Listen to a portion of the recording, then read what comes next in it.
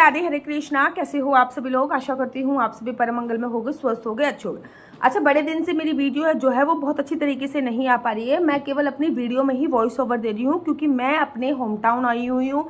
पहले मैं अपने ससुराल आई, अभी मैं अपनी जेठानी के घर पे हूँ, फिर मैं वृंदावन गई, दिल्ली गई, तो मेरा इधर उधर घूमना चल रहा है। इस वजह से वीडियो जो है वो करेक्ट नहीं आ पा रही है। अब आने वाला है चंद्र ग्रहण, जो कि कल है। अब कल पूर्णमासी का व्रत भी है, तो ऐसे में बड़ी सारी कंफ्यूजन ये है कि चंद्र ग्रहण पे पूर्णमासी का व्रत दीदी कैसे करना है, क्या करना है, इतनी कंफ्यूजन है। सबसे पहले मैं आपको ये बता देती हूँ कि चंद्र ग्रहण के समय लड्डू गोपाल की सेवा कैसे करनी, क्योंकि मंदिर के तो पट बंद हो जाएंगे।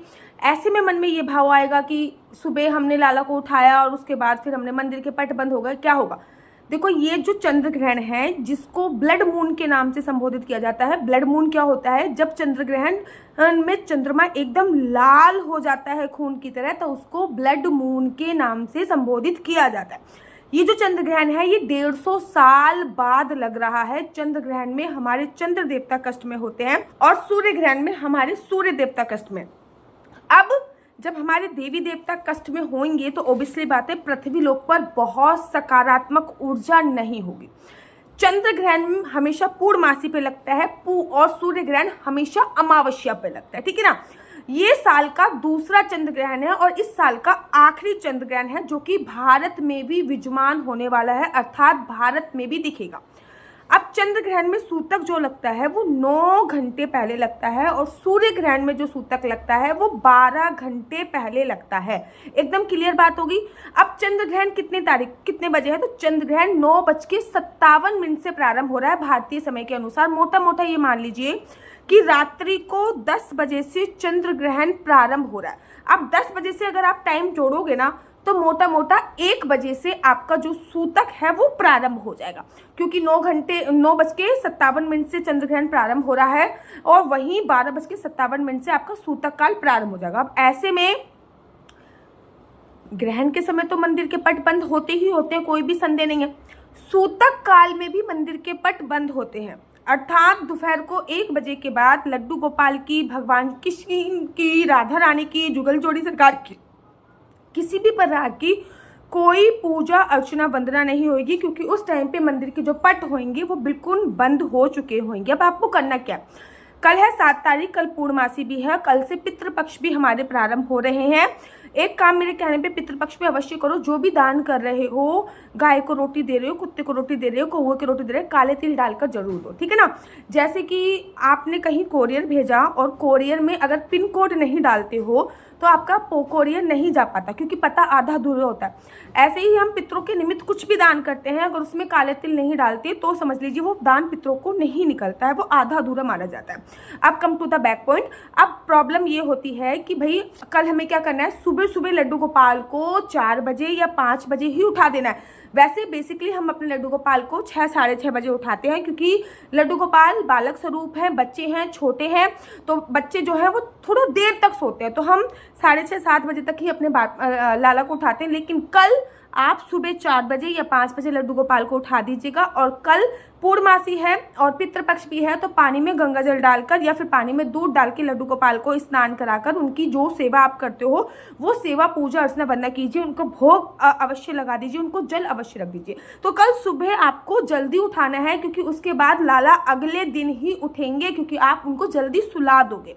अब आपने पहले सुबह का खाने का भोग लगा दिया, उसके बाद आरती वगैरह अपनी कर ली, उसके बाद आपको 10 बजे के आसपास दोबारा से उनको भोग समर्पित करना है और उसके बाद 12 बजे भी उनको भोग समर्पित करना है। 3 टाइम का भोग उनका समर्पित हो जाएगा।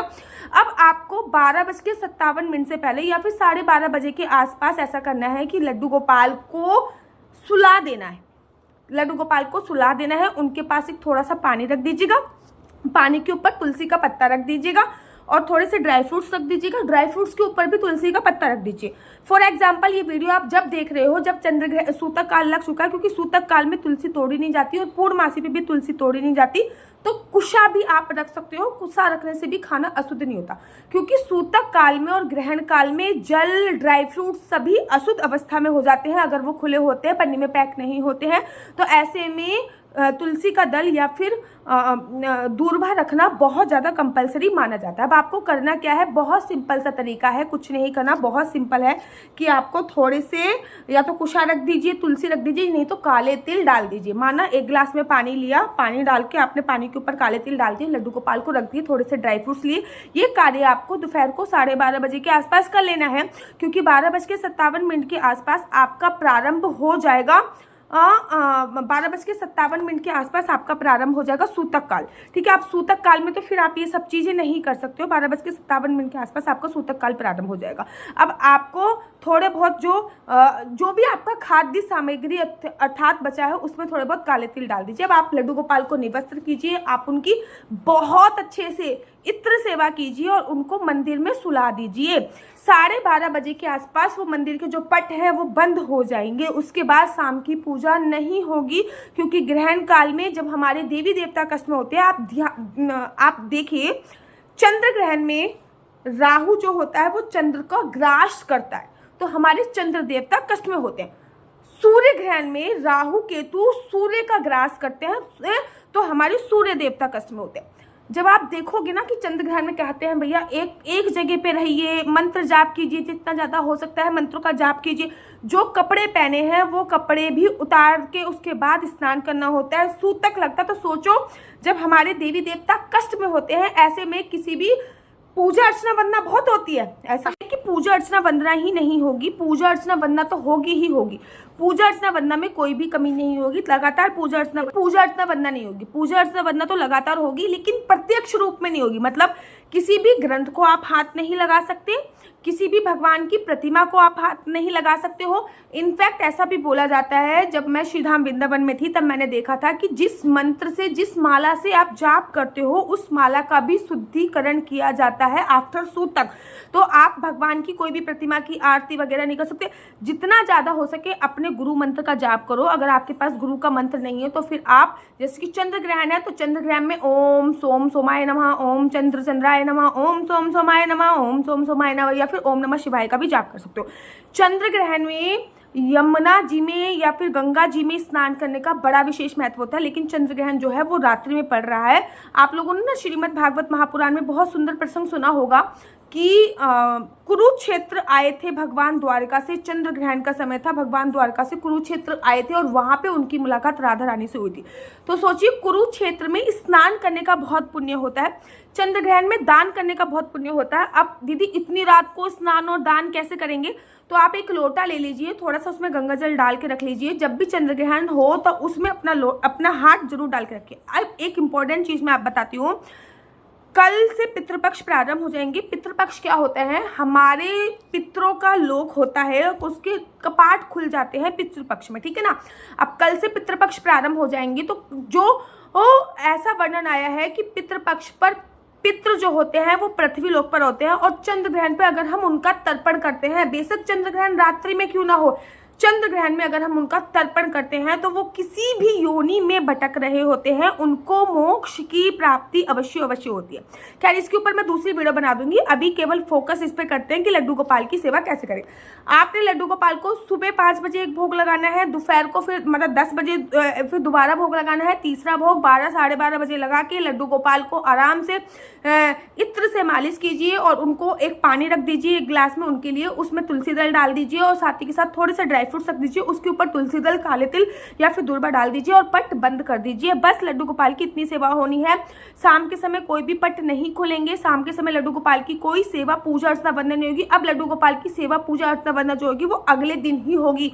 अगले दिन जब आप स्नान कर लोगे, जो वस्त्र आपने पहन रखे हैं रात्रि को उसका त्याग कर उसको धो लोगे, नींबू वाले जल से स्नान कर लोगे, अपने मंदिर के जो कपाट हैं उनको धो लोगे, पूरा मंदिर पूरा घर अच्छे से साफ सुथरा कर लोगे, क्योंकि सूतक लगा है और सूतक के बाद घर का शुद्धिकरण बहुत जरूरी होता है। उसके बाद ही फिर आप अगले दिन लड्डू गोपाल को उठा सकते हो। तो चंद्र ग्रहण के समय में लड्डू गोपाल की सेवा पूजा अर्चना वंदना इस प्रकार होगी। मेरा नंबर आपको नीचे स्क्रीन पे दिख रहा होगा, मेरा नंबर है 4/9-20-25-65। I repeat again 4/9-20-25-65। आपका बच्चा जॉब करेगा या बिजनेस करेगा? बिजनेस करेगा तो किस फील्ड में बिजनेस करेगा? जॉब करेगा तो किस सेक्टर में जॉब करेगा? क्या है आपका लकी नंबर, क्या है आपका लकी कलर, क्या कुंडली में राजयोग है या नहीं है, कुंडली में संतान प्राप्ति का योग है नहीं है, कुंडली में विदेश जाने की कितने % 100% संभावना है। ये सभी जानकारी मैं आपको कुंडली के माध्यम से प्राप्त कराती हूँ। याद रखिए, कुंडली देखना बिल्कुल भी फ्री नहीं है। कुंडली देखने के थोड़े से चार्जेस हैं और इस नंबर पे मुझसे किसी भी प्रकार से कोई भी क्वेश्चन आंसर पूछने के लिए फोन मत कीजिएगा। ये नंबर केवल और केवल मैंने कुंडली देखने के लिए दिया हुआ है। अगर राधे राधे हरे कृष्णा, तो यहाँ पे हम आप लोगों के लिए लेके आए हैं असली तुलसी माला। विभिन्न प्रकार की हमारे पास असली तुलसी माला है। 30 रुपए से प्रारंभ होकर हमारे पास 1100 रुपए तक की तुलसी माला है। जप माला है, गले में पहनने वाली तुलसी माला है, 1 राउंड की तुलसी माला है, 2 राउंड की तुलसी माला है, 10 साल तक चलने वाली तुलसी माला है, और डबल राउंड की तुलसी माला है, 3 राउंड की तुलसी माला है, गांठ वाली जपने वाली माला है, बिना गांठ की जपने वाली माला है, राधा नाम के लॉकेट वाली माला है, और लैब सर्टिफिकेट द्वारा प्रमाणित तुलसी माला है, जिसमें हम आपको लैब का सर्टिफिकेट देंगे कि ये असली है या नकली है। बहुत सारी तुलसी मालाएं हम आपके लिए लेके आए हैं।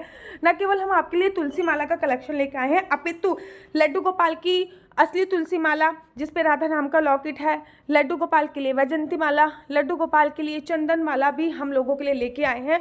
और लड्डू गोपाल की तीनों माला का सेट है, तुलसी माला, चंदन माला और वैजंती माला का सेट भी लेके आए हैं। साथ ही के साथ हम आपके लिए रुद्राक्ष के असली ब्रेसलेट, पानी में डालने वाला रुद्राक्ष, 1 मुखी रुद्राक्ष से लेकर 14 मुखी रुद्राक्ष तक हमारे पास सारे लैब टेस्टेड रुद्राक्ष अवेलेबल हैं।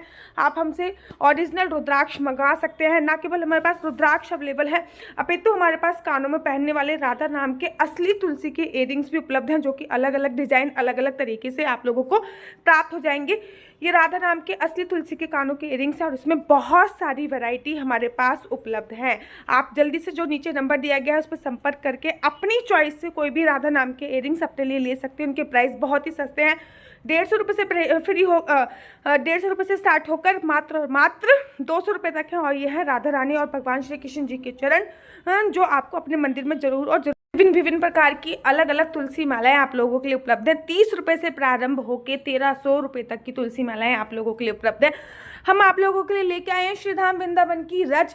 8 प्रकार की रज इसमें उपलब्ध है। न केवल एक सेवा कुंज की, निधि कुंज की, ललिता कुंड की, राधा कुंड की, कृष्ण कुंड की, निधि वन की, यमुना जी की, 8 जगह की ब्रज रज इसमें आपको उपलब्ध हो जाएगी। ऑर्डर जल्दी से जल्दी नीचे दिए गए नंबर से करिए, हमारे पास लिमिटेड स्टॉक है। राधे राधे। अगर आपको मेरी वीडियो अच्छी लगती है तो आप अपना यूट्यूब चैनल हरि बोल को लाइक शेयर सब्सक्राइब करना बिल्कुल भी मत भूलिए। तब तक के लिए मुझे दीजिए इजाजत। राधे राधे, हरे कृष्णा, हरि बोल।